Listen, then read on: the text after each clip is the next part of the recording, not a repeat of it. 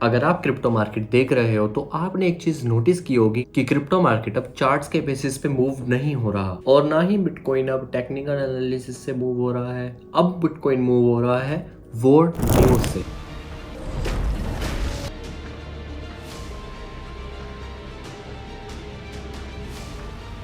ये चीज आप लोगों ने भी नोटिस की होगी कि जब मिडिल ईस्ट में टेंशन बढ़ी तब बिटकॉइन गिरा।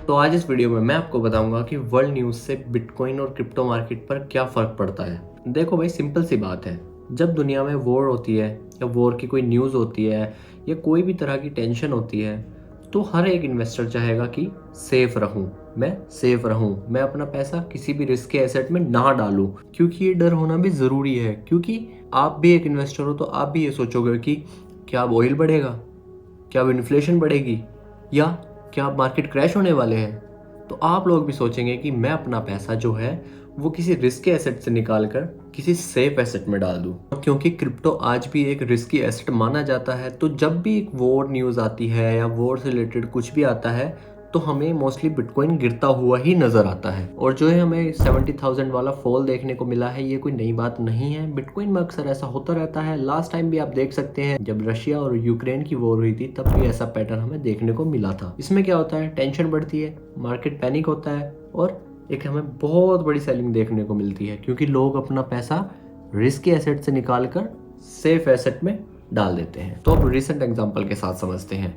जब मिडल ईस्ट में मिलिट्री स्ट्राइक की न्यूज़ आई तो उसको ग्लोबल न्यूज़ ने कवर किया। उसके बाद ऑयल प्राइसेस काफ़ी ऊपर गए, स्टॉक मार्केट्स काफ़ी पैनिक में आए और बिटकॉइन का क्या हुआ, शॉर्ट टर्म में $1000 की लिक्विडेशन देखने को मिली। तो बात है कि ये हुआ क्यों, तो अब समझते हैं।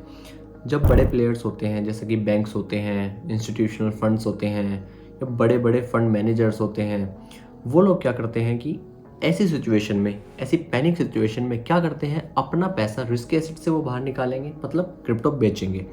जब बड़े प्लेयर्स क्रिप्टो बेचेंगे तो एक बहुत बड़ा मूव देखने को हमें मिलेगा क्रिप्टो मार्केट में।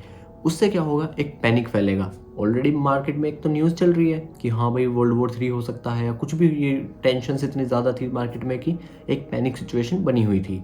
उसके बाद रिटेलर्स क्या सोचेंगे, जैसे हम जैसे लोग हैं जो हम बहुत छोटे लेवल पे हम ट्रेड कर रहे हैं, हम लोग क्या सोचेंगे कि नहीं यार, हमें बहुत बड़ा एक हमें फॉल देखने को मिला है। इससे क्या होगा, हम जैसे लोग भी सेल करने लगेंगे।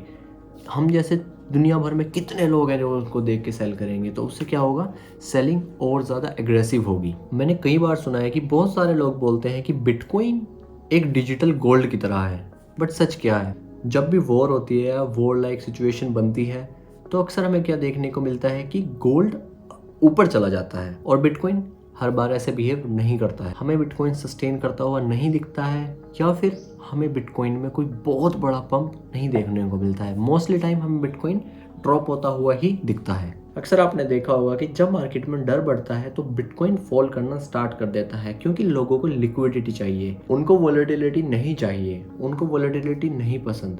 और क्रिप्टो एक बहुत ज़्यादा वोलेटाइल एसेट है। तो अगर आप भी ये सोचकर बैठे हो कि वॉर होगा, वॉर लाइक सिचुएशंस होंगी, तो बिटकॉइन बहुत बड़ा पंप दिखाएगा एक, या हमें बिटकॉइन में एक बहुत बड़ा पंप देखने को मिलेगा, नहीं, ऐसा हर बार नहीं होता है। आजकल मार्केट्स इंसानों से ज़्यादा मशीन्स चला रही हैं, जैसे कि एल्गोरिदम और बॉट्स। जैसे ही कोई मार्केट के अगेंस्ट न्यूज़ आती है तभी एक सेलिंग स्टार्ट हो जाती है मार्केट में। फिर सोशल मीडिया पे एक पैनिक स्टार्ट होता है, उसके बाद लेवरेज ट्रेडर्स लिक्विडेट होते हैं और फिर एक डोमिनो इफेक्ट क्रिएट होता है, जिसके कारण मार्केट में इतने बड़े मूव्स देखने को हमें मिलते हैं। तो अब सबसे इम्पोर्टेंट बात कि अगर इन फ्यूचर और वॉर न्यूज़ आती हैं तो हमें क्या करना चाहिए। सबसे पहले पैनिक नहीं करना चाहिए हमें। दूसरा, अगर आप ट्रेडर हो तो रिस्क मैनेजमेंट ज़रूर सीखो, ज़रूर सीखो। रिस्क मैनेजमेंट बहुत ज़रूरी है अपनी पोजीशंस को मैनेज करने के लिए। और अगर आप एक लॉन्ग टर्म ट्रेडर हो तो किसी भी रेड कैंडल को देख के फ्यूचर डिसाइड मत करो, क्योंकि जो भी ये ग्लोबल टेंशन्स हैं ये टेम्पररी होती हैं, ये परमानेंट नहीं चलता। आज मार्केट यहाँ है तो कल को यहाँ भी ज़रूर होगा।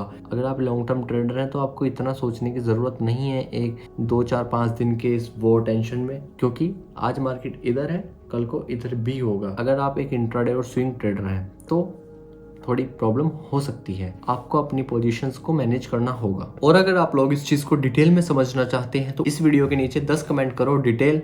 मैं एक वीडियो पूरे डिटेल में बनाऊंगा कि A to Z ईरान और इजराइल में क्या हुआ जिसके कारण ये सब हमें देखने को मिल रहा है।